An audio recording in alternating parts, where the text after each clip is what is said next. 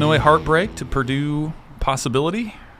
Let's find out today and this week. This is the Pick Six podcast with the Omaha World-Herald, Tom Shatel, Sam McKewon, and myself, Evan Bland, back to talk another week of football. We're, a third of the way through the season now, guys. The dreams, Nebraska's dreams of an undefeated season have passed in another overtime catastrophe. I think that's probably what you'd call it. Debacle was a word used by the coaches this week. So we'll talk a little bit about what went wrong with Illinois and how Nebraska responds to that. What are the implications maybe coming out of that with a road trip to Purdue?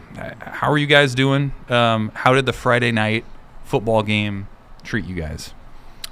I was watching the overtime from a red folding chair with my laptop, writing the end of the game with our photographer Liz, who did an incredible job of going and shooting a couple of the overtime plays and coming back and doing the stand-up. So she's kind of going back and forth, and she did a great job. She was kind of standing there waiting, and, so I'm kind of watching the big screen, and I'm kind of watching the field, and I'm like, it can't go any worse than it's gone in overtime before, can it? And then it did.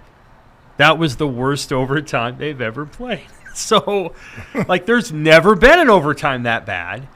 And it was pretty amazing to me that Nebraska, for all of its futility before Friday night, managed to produce an even worse overtime than they ever had, And so that's really an accomplishment. And so, it felt like Nebraska was going to lose. You and I missed the missed pass, so Chatel's up in the press box, but you and I missed the Raiola to Lindenmeyer pass. We're running onto the field, and we're like, what happened? Did they go for fourth down? Right. And Keith Mann, who's the NU media relations guy, said, no, they missed a field goal. So we saw the Lindenmeyer pass. We saw it on the TV, and then we're like, what are they doing now? And we were running onto the field, and that's when Hull missed the field goal. So it was kind of wild. It was kind of chaotic. But then, man, once it went to overtime, you just felt like Illinois is going to win this game. And they deserve to win the game, in my opinion. I thought they outplayed Nebraska by just a little bit. The quarterbacks both played great, but I thought Illinois' football team played just a little bit better than Nebraska. What do you think, Tom? That was the worst overtime anybody's ever had. And they got out coached there, and they I basically admitted as much. Yesterday Tony White said they ran a couple plays that I can say Gifford might have got picked on the play, but they ran something that they knew about, but they weren't expecting it, I don't think. And then they went after Raiola. I think they went into man coverage on defense and just went after him, and hadn't done a whole lot of that in the game. So anyway, I mean, it took me all weekend to get over it because I spent 2 hours in my car after the game. I probably could have wrote my column in trying to get out of Lincoln. I probably just could have wrote it in the car. I sat in there for an hour trying to get out of Lincoln. It's just those late nights are hard. They're really for everybody. But it was going to happen. All this talk about 7-0, just a bunch of mumbo jumbo. Just no, this team has never won 7 games. I mean, it's been years since they've won 7 games, something like that, in a row. So no, they got to learn how to win, and that's what we saw Friday night. I'd like to think it's a wake-up call. I like to think now they can stop focusing, if that's what they were doing, on being undefeated going into Ohio State. That's over with, and that's probably a good thing. If that helps them get back to where they were and just focus on every game going forward. So we'll find out Saturday. Yeah, I think the psychology of the situation is interesting. First of all, the loss felt different from the losses a year ago, and maybe that's because they have a former 5-star quarterback. Maybe it's because the defense, for the first time really under Matt Rule, was the culprit or one of the leading reasons why Illinois was able to pull that out late. Did you guys get that vibe? Like it felt like just in post-game demeanor, in how it played out, that it was just a different feel from a lot of Nebraska losses in recent years. I can tell you that the reaction that I got from people that I know and also through email was kind of and I use the word we here to describe how the fans talk, not me personally. Now we have a quarterback and we're still going to pull this crap? That's the way it felt. Like there was a level of, oh no, we're not doing this for another year. And I think it's a little bit of an overreaction because I think, absolutely, like Tom said, the idea that they were going to go 7-0 was a little far-fetched. We didn't think they were going to go 7-0. No. But there's that feeling in the fan base of like they like Dylan, they like watching him. Other people like him, and so like people are like, oh, now we got the quarterback, and now you're gonna blow the game some other way. And the special teams thing, and this is not an overreaction. People are getting tired of the special teams stuff. And I think they have a right to be tired of that. Because that's been going on now for the last 7 years, except for 1 year. 2 years ago when Bill Bush took it over. And I'm not saying they need to hire Bill Bush at all. I think Ed Foley's doing a fine job. But people are tired of the special teams thing. They're tired of watching missed field goals and crappy punts. And I don't blame them for that. Yeah, the fans who are upset about well, we got a quarterback now. Well, the quarterback was the reason that they were in the game. There was no other reason for them to be in that game. Yeah. Other than Dylan Raiola made a hell of a lot of plays with his head and his arm and his overall poise. He can't tackle. He can't cover. I mean, there were Illinois receivers wide open all night. Altmaier, who's a veteran quarterback, he came from Ole Miss, he's been around, played in the SEC. He didn't care about Nebraska's crowd or any of that stuff. He got into it. But there were a lot of mistakes on Nebraska's part. I don't recall too many of them being on the quarterback. To me, the quarterback is a reason to be optimistic. If there was the silver lining from that game for me, I left that game kind of, this is going to be exciting because this guy, he got into really his first big game. Yeah, Colorado was big, but this was a big game where an opponent who could actually beat you, who could actually hurt you on defense, and really try to play with your mind. He didn't blink. I think he stepped up his game, if anything. He's all about the moment, and I'm excited about that going forward. And I think I'm going to write about this for Saturday. This is going forward. I'm really interested to see. I'm really intrigued by this. When does this become Dylan's team? When does he become the guy who calms everybody down and they kind of follow his lead on the field, where he's not panicking, he's not tight, he's loose, he's aggressive, he's going to attack. That's what they're missing in these games, and he wasn't there the last 3 years. He wasn't there for Frost. He wasn't there for a lot of these, woe was me deals, we're cursed deals. He didn't know any of that stuff. What he knows is, we're good enough to win, and we need to go win these games. So I'm anxious to see when that crosses over to where it becomes where he's out front, and they follow they follow that lead. Yeah, I think the coaches are trying to nudge the team in that direction too through the press conferences.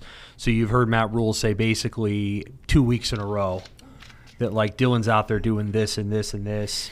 You've heard Tony White say, Dylan's out there, what was it, balling his ass off? Mm-hmm. I can't remember what he said. And then you heard, Rule this week said, Dylan was doing this elite and this elite. They're actually trying to nudge the team in that direction, I think, a little bit, because I think the leadership core of the team are the old school defenders and then a couple of the offensive linemen and maybe Fedoni. The fact that they don't have any how many single digits do they have on the offense? One. Just the one, yeah. And it's a guy that just got there. Yeah.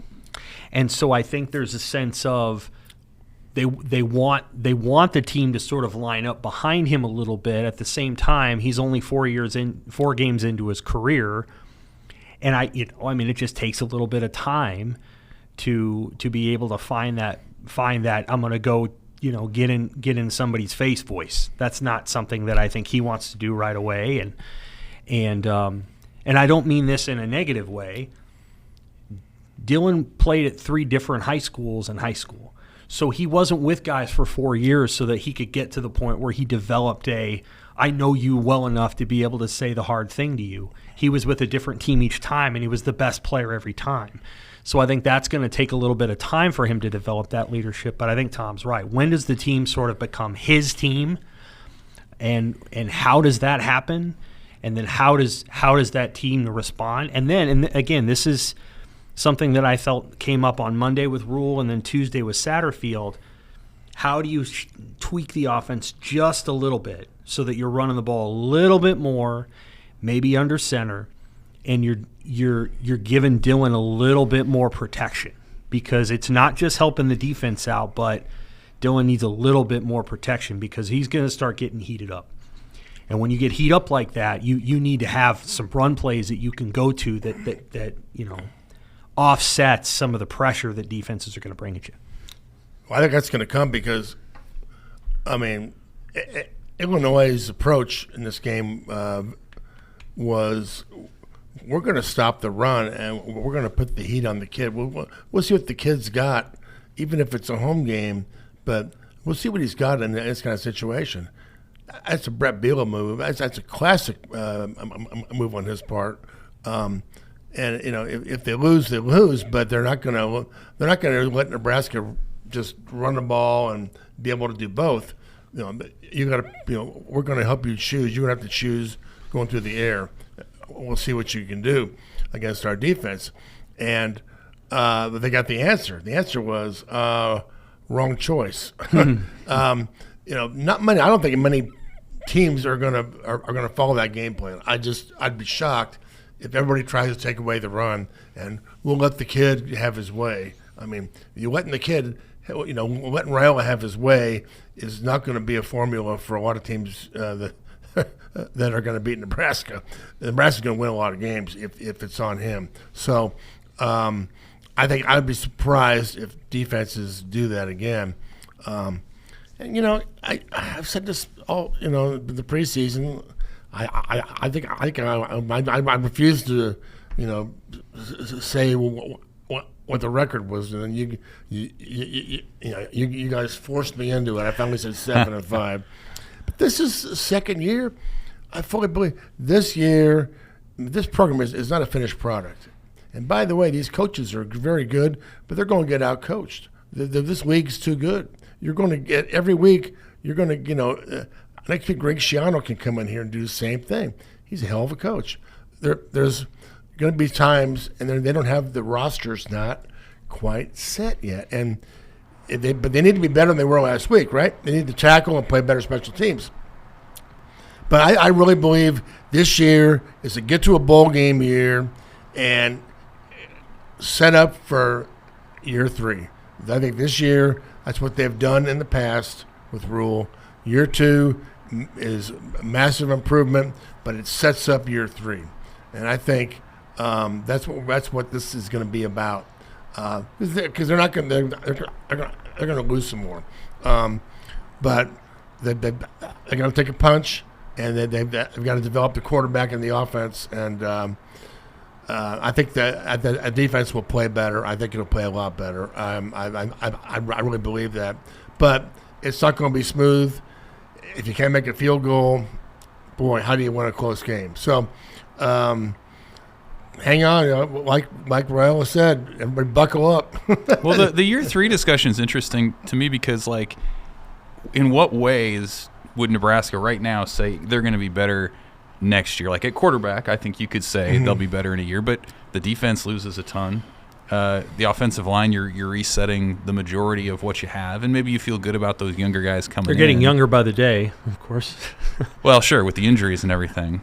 But so Gunnar Gatula will not be a new starter next year.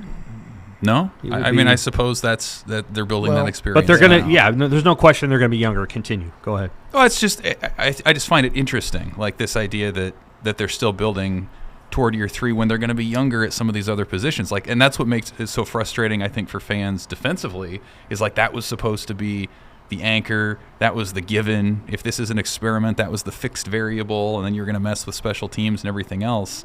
But like this idea that the defense suddenly is an unknown or less of a known quantity, to me, it like kind of shakes at the foundation of what they're trying to accomplish this year. But it's just one game, also, Evan. It's not they're not shaky. They had a bad game, and they got to come back this week and play a good game. Sure. I still believe in them. I think they're now they don't have a lot of superstars. They don't have a lot of great players on the defense. Okay, there's not a lot of guys who you would call game changers. But I think they're very good. They're very good defenders.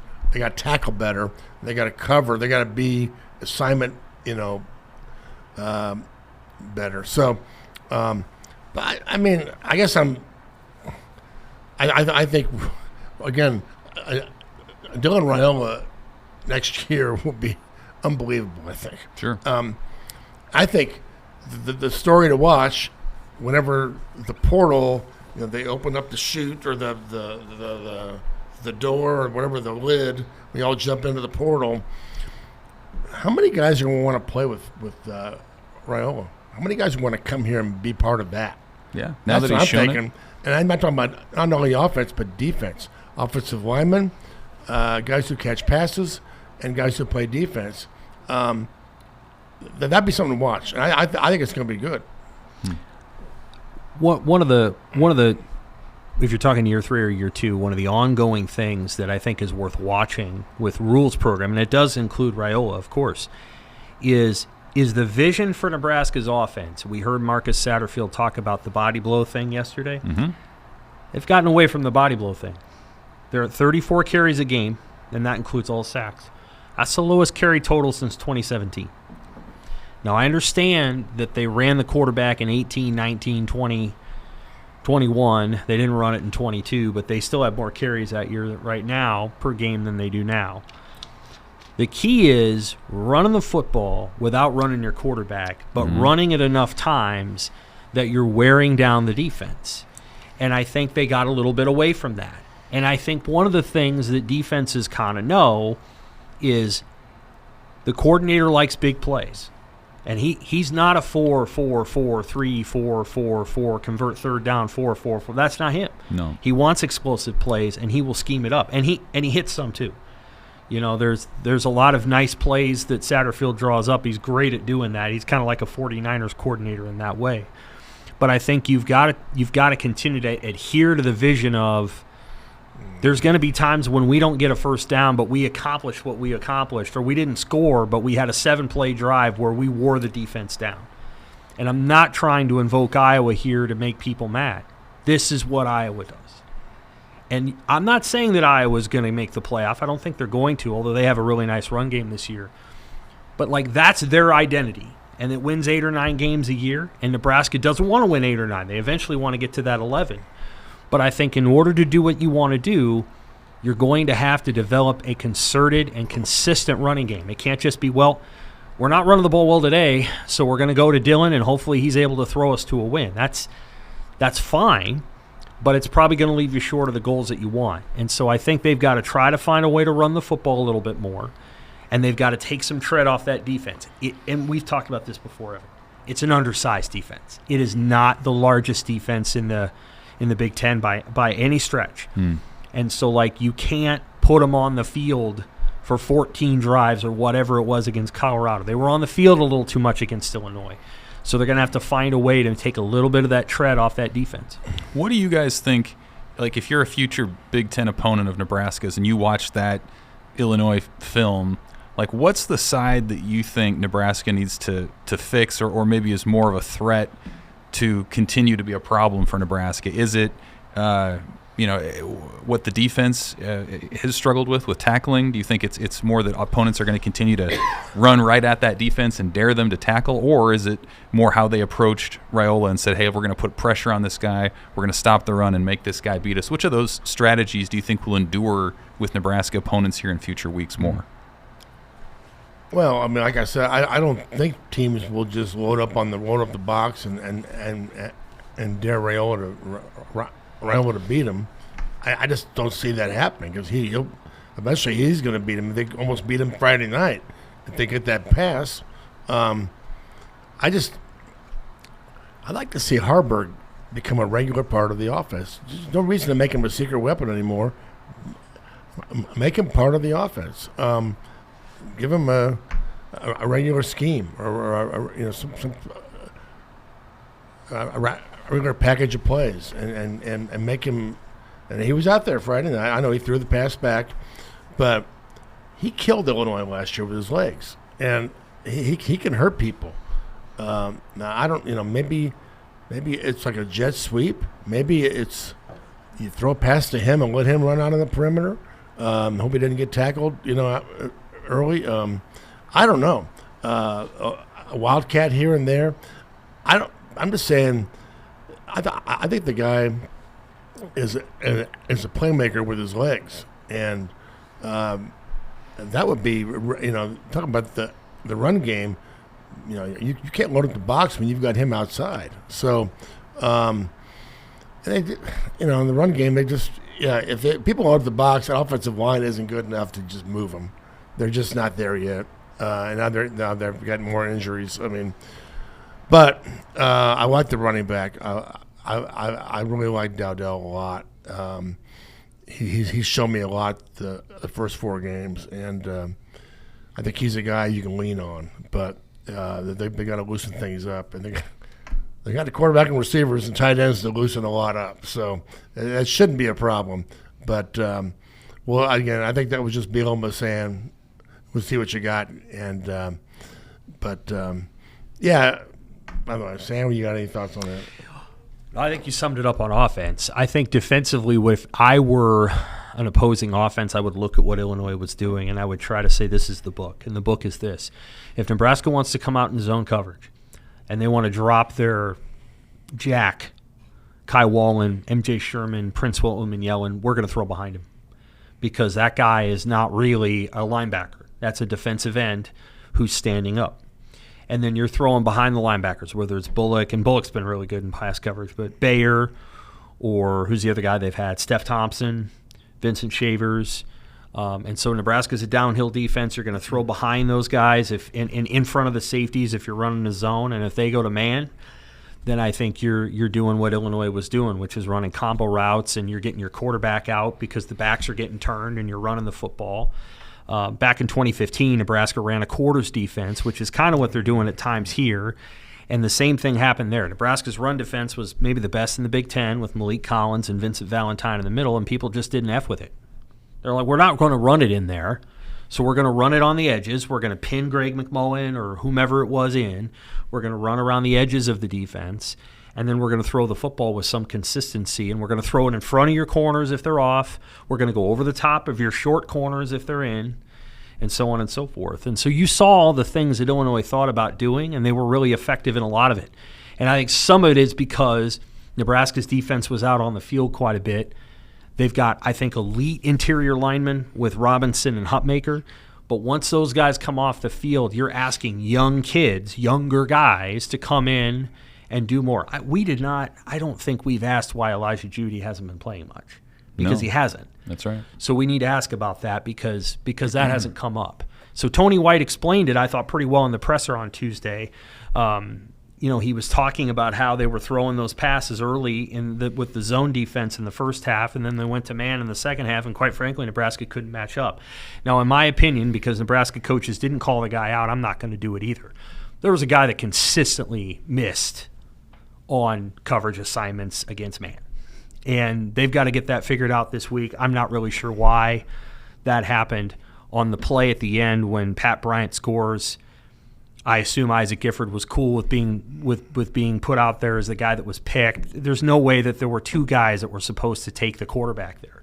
So Bullock's over there and Hartzog's over there. I don't know why both of them are standing there looking at Altmaier. So there's obviously issues that they need to figure out. But if your linebackers can't properly drop into zones or aren't consistent in that way, then defenses are going to throw behind it over and over. They're going to say, yep, we're going to fake. We're going to bring your linebackers downhill, and we're going to throw the slant in front of it or behind it. And so Nebraska is going to get the same stuff this week, and it's like the triple option. You have to execute over and over and over again. You can bring more chaos. That's fine. If you want to bring more chaos and bring 6 or 7 guys, you can, but you're then asking your corners and safeties to be great in coverage. And I think Nebraska's coverage unit is decent. I don't think it's great. And if Tommy Hill's not out there, it's not as good as it was. So the offense, I think, thing that Tom's talking about is pretty much where it's at. But defensively, I think that's the issue. I think you got to protect the defense more. I think you got to run the ball more. You got to take tread off their tires, and they got to play fewer plays. That's my opinion. I'm not a coach. I'm not a former player.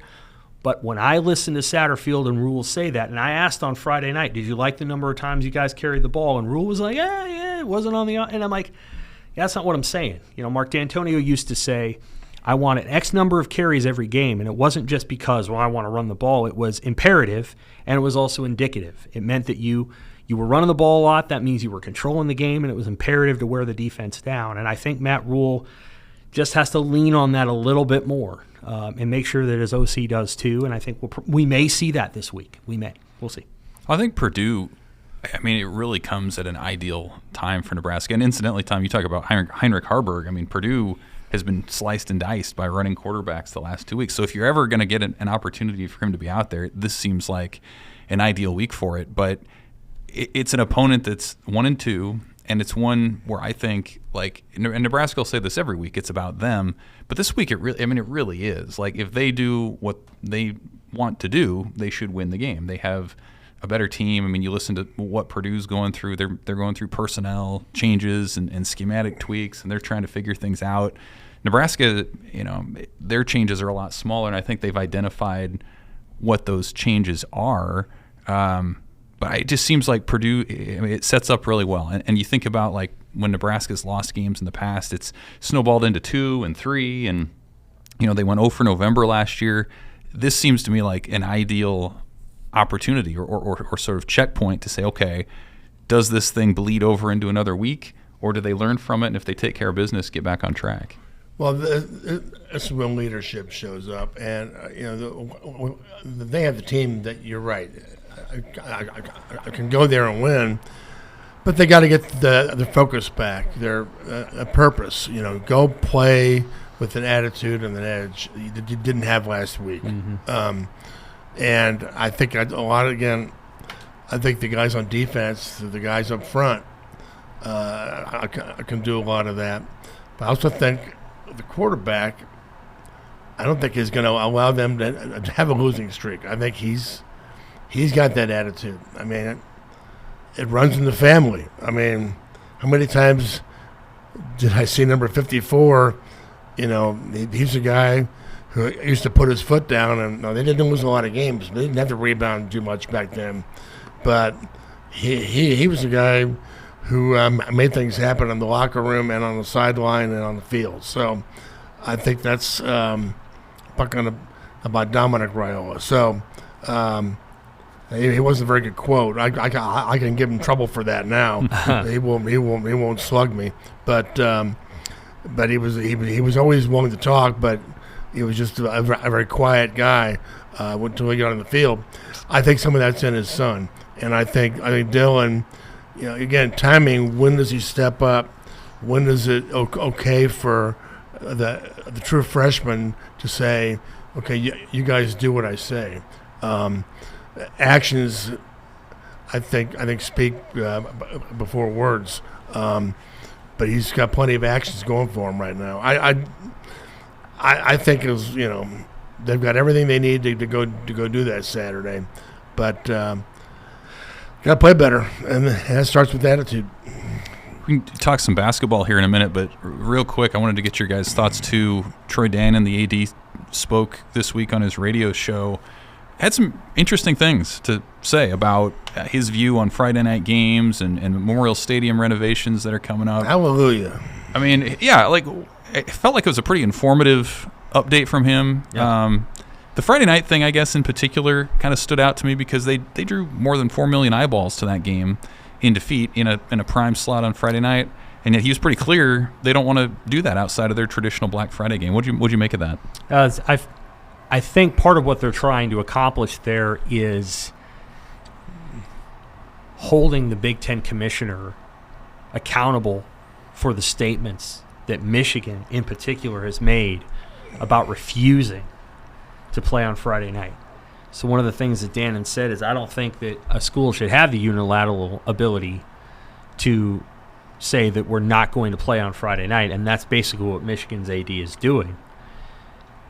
But then he said, but so long as that's going to be something that people can do, you need to add us to the list because the proximity of our stadium to the rest of campus and the number of people that we have on campus necessitates canceling in-person classes.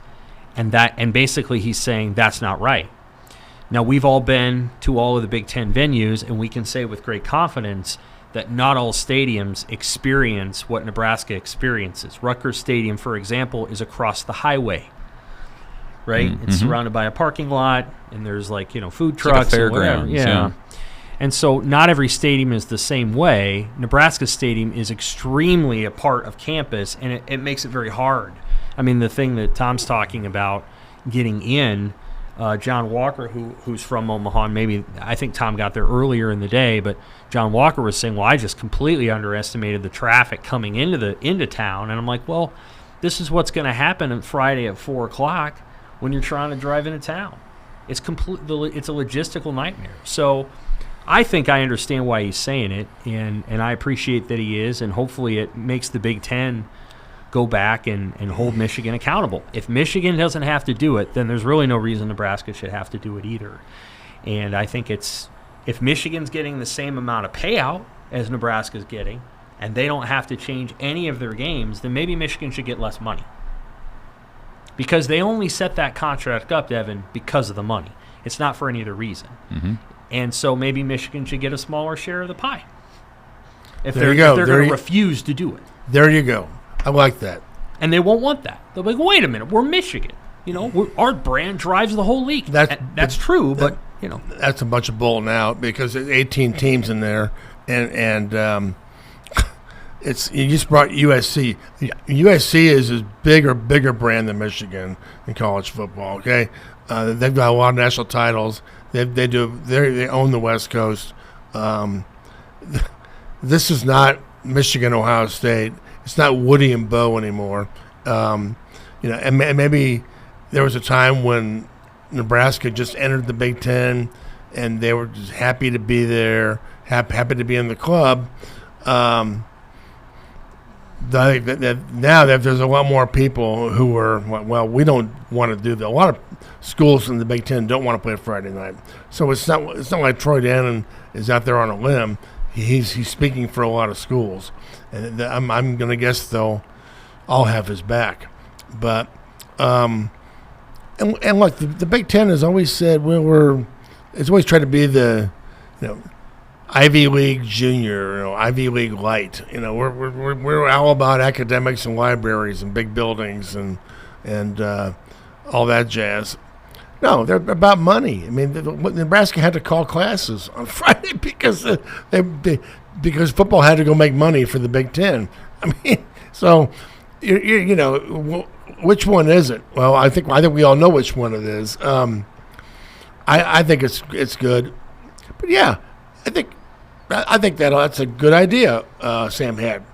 Here's the deal: if you don't want to play Friday night, you don't have to, but you get a smaller cut. We'll see how long that lasts. Yeah, that'd be good.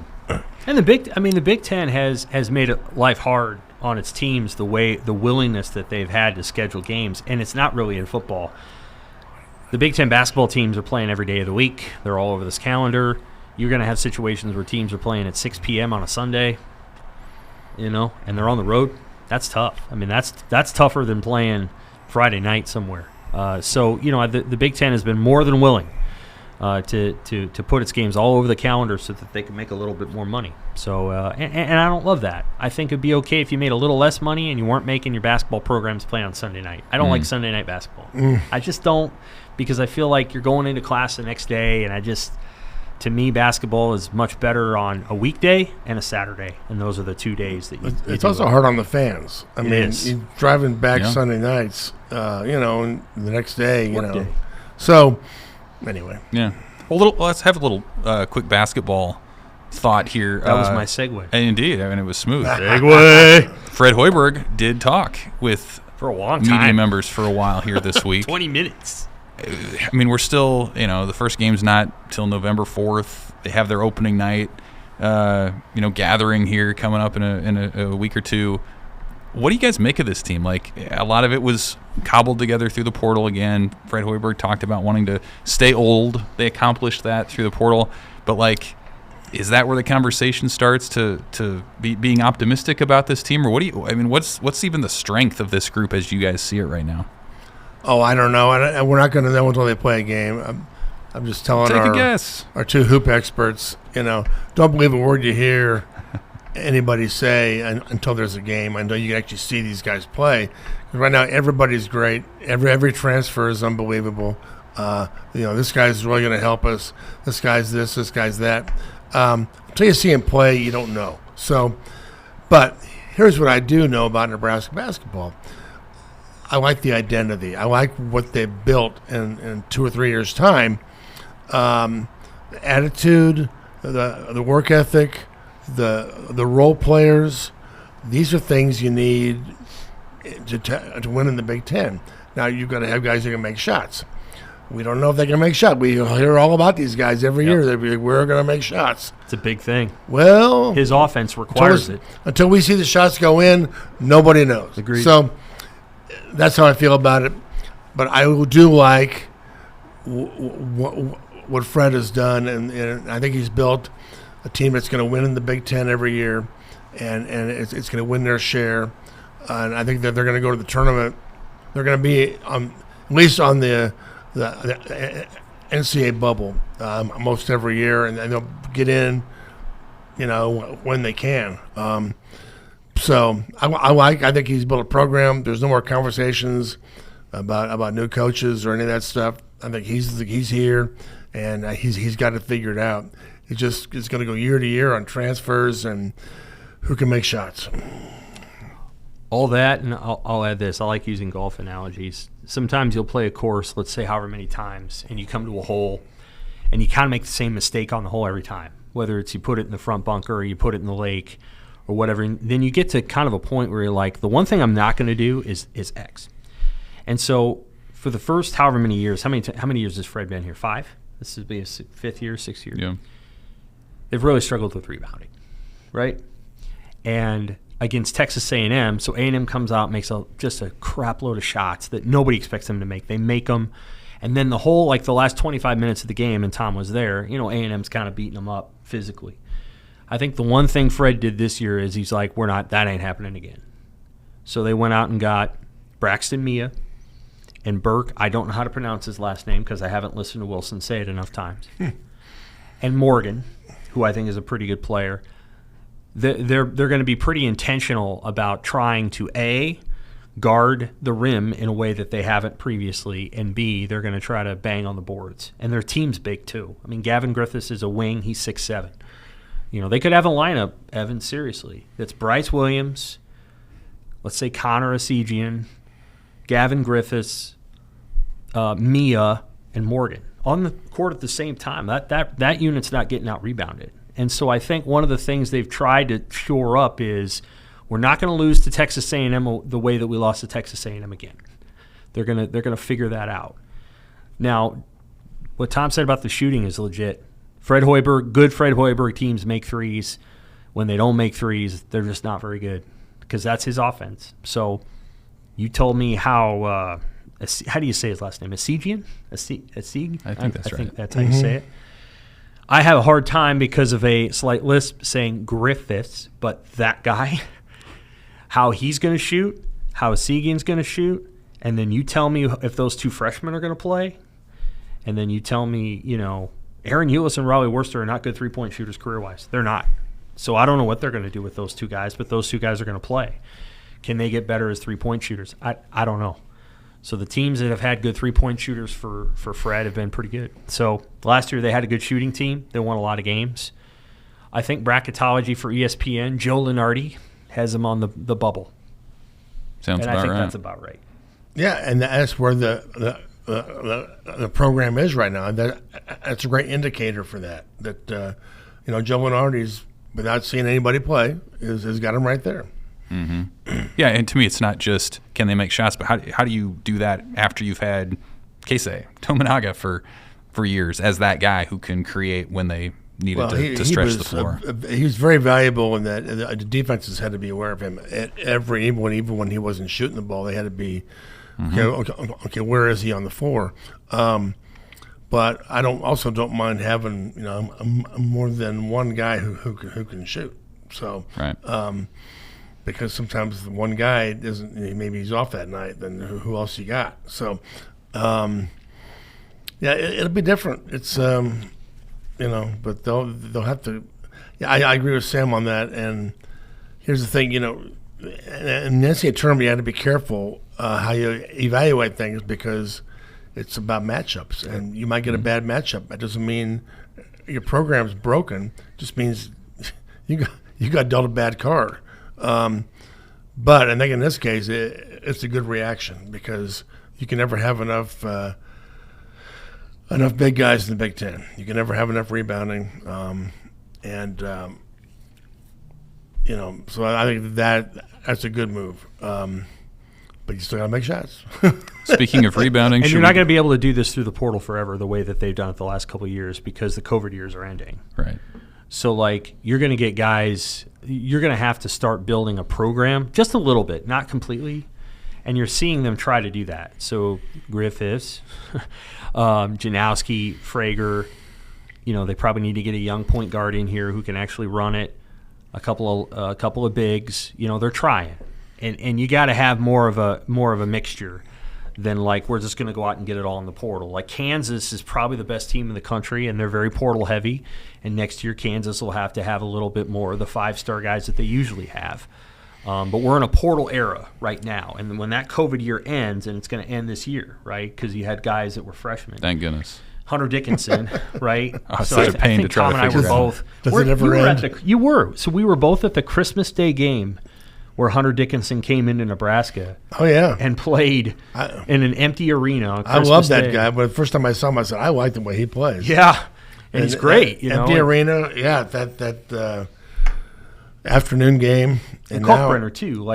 This is the end of that era. Yeah.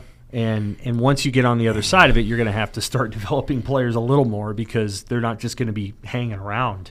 I mean, Mia has been to 2 programs. I think he's in his 4th year. I don't know what year he is, junior, senior.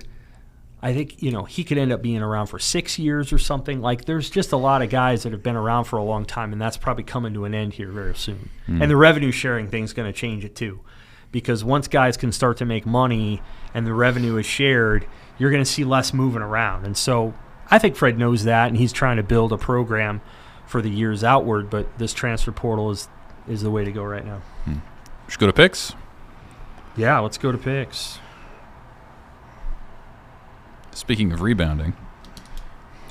Evan is up by 4, 32-14. 1-0 every week. And then I'm at 28-18, and Tom's at 28-18 as well. So we got a little bit of room to make up. How is that going to happen? We'll see. Washington at Rutgers. Rutgers. Give me Rutgers. Rutgers. Washington. Rutgers for me, Washington for Tom. It's a toss-up game, 2.5-point line at home, which means it's an even game. Here's an interesting one. Oklahoma State at K-State. Oklahoma State did not get rocked. K-State did, but they're at home, and they're tough at home. What do you think? Okie State.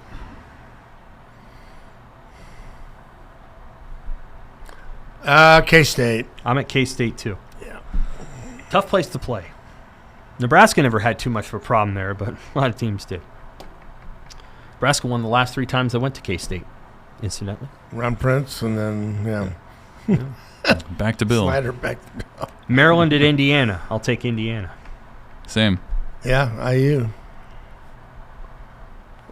Wisconsin at USC. SC. Maybe by a lot. SC. I think this is closer than people expect, but I'm taking USC.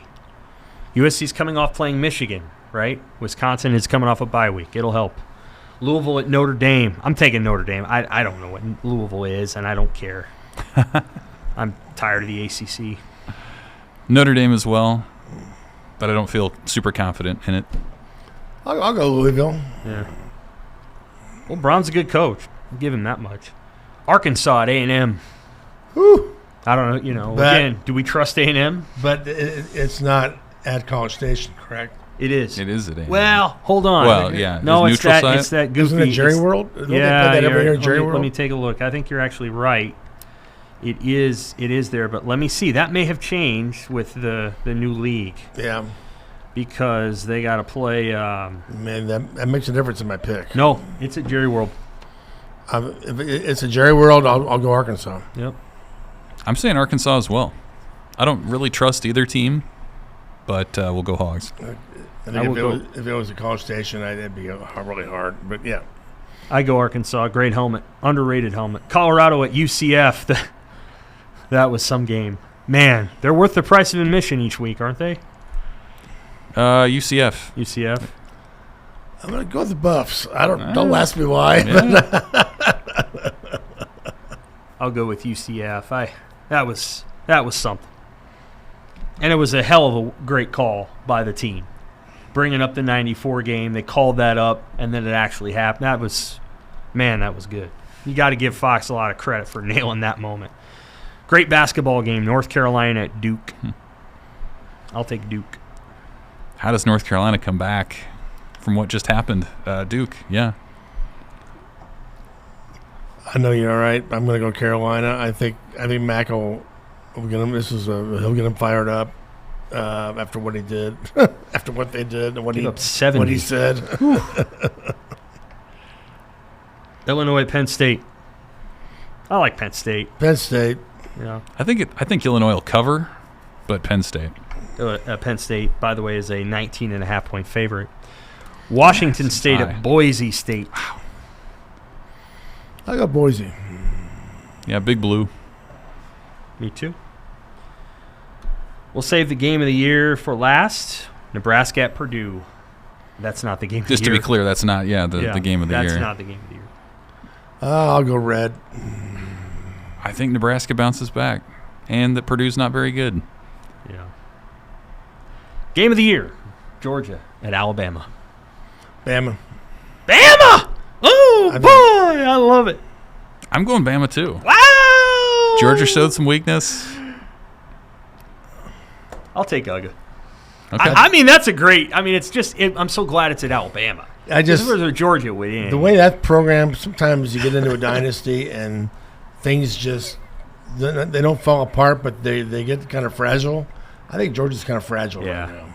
With all the stuff off the field. Yep. The way they played a Kentucky game, I just feel like it's they're still very good, but I think Bama, new coach, are going to be a lot to prove, and they're at home. Yeah. I mean, it's, people in the Midwest are going to root for Alabama because of the head coach. They are. I think there's a respect for Kalen DeBoer from Millbank, South Dakota. Mm-hmm. There's a respect there. You can rise from the Sioux Falls head coach to Alabama. If That this tells you something. if Pretty this remarkable. game, if that Bama wins, that opens up the SEC. I mean, you got Texas, you got Tennessee. I mean, if somebody takes down Georgia, I think it just symbolically says here we go. Well, it's going to be fun. We'll find out. Husker fans, be sure you have Peacock if you're going to watch the game or listen on the radio, whatever it might be. Sam and I will say hello to Purdue Pete out in West Lafayette this week. We'll see if Nebraska gets right. Will there be breakfast hot dogs up in the box? Or, I'm sure there what will. They do? Breakfast vouchers for. They have hot dogs. Do they? Oh, yeah. Well, last time we were there, it was vouchers. Those vouchers? What vouchers for hot dogs? Sure. You're going to get your hot dog no matter It's whether you like it or coming not either way. at Purdue. We got the Purdue hot dog, the brat at Wisconsin. Uh-huh. I don't mind a 9 a.m. hot dog. I just, whatever happens. I mean, Are there hot dogs at any other place? Ice cream at Illinois. Good ice cream. Michigan. I mean, they Horrible. it wasn't You great. might have to hit the breakfast buffet at your hotel before you leave. That Right. could be. Yeah, there's Big the Step at Indiana. I can't remember the food. Oh yeah. The press box rules wasn't are like great. casino rules. Like you eat things there that you at times of day that you wouldn't do anywhere else. So maybe that's the Purdue. You know, how many hot dogs are you going to have at 9 a.m. on Saturday? One. We'll see. How many have did they one. have? Oh, sorry. I will not be there, but I'll be thinking about you, and maybe I'll have a hot dog at 9 a.m. There you go. Husker fans, thanks for listening. This is the Pick Six podcast. Enjoy the game this weekend, and we'll be back next week to talk about it. Thanks.